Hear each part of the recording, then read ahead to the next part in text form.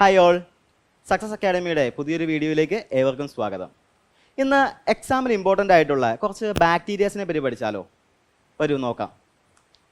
First question, bacteria cause stomach cramps, vomiting and diarrhoea. അതായത് വയറുവേദന, vomiting, diarrhoea തുടങ്ങിയിട്ടുള്ള അസുഖങ്ങൾ ഉണ്ടാക്കുന്ന ബാക്ടീരിയ ഏതാണെന്നാണ്. അത് എസ്ചെറിഷ്യ കോളി അല്ലെങ്കിൽ ഈക്കോളി എന്ന് പറയും. അടുത്തത്, which bacteria is responsible for the process of making yogurt from milk. അതായത് പാലിൽ നിന്നും തൈരുണ്ടാക്കുന്ന ബാക്ടീരിയ ഏതാണെന്നാണ്. അത് ലാക്ടോബാസിലസ് ആണ്. അടുത്ത question, the first photosynthetic oxygen liberating organism. അതായത് ഭൂമി ആയിരുന്നപ്പോൾ തന്നെ ആദ്യമായി ഫോട്ടോസിന്തസിസ് നടത്തിയ ഒരു കൂട്ടം ബാക്ടീരിയയാണ്. അവയാണ് സൈനോബാക്ടീരിയ എന്ന് പറയുന്നത്. അടുത്ത question, bacteria is used in the production of acetic acid from alcohol. ആൽക്കഹോളിൽ നിന്നും വിനാഗിരി ഉണ്ടാക്കാൻ സഹായിക്കുന്ന ബാക്ടീരിയയാണ് അസറ്റോബാക്ടർ എന്ന് പറയുന്നത്.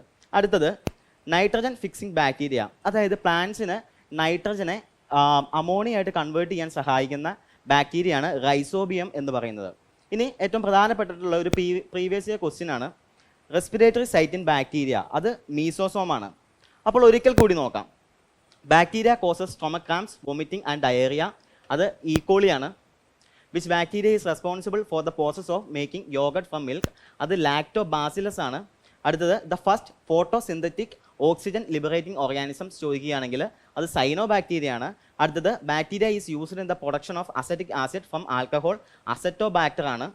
Nitrogen fixing bacteria is rhizobium. And the most important thing is respiratory site in bacteria എന്ന് പറയുന്നത് മീസോസോം ആണ്. Thank U.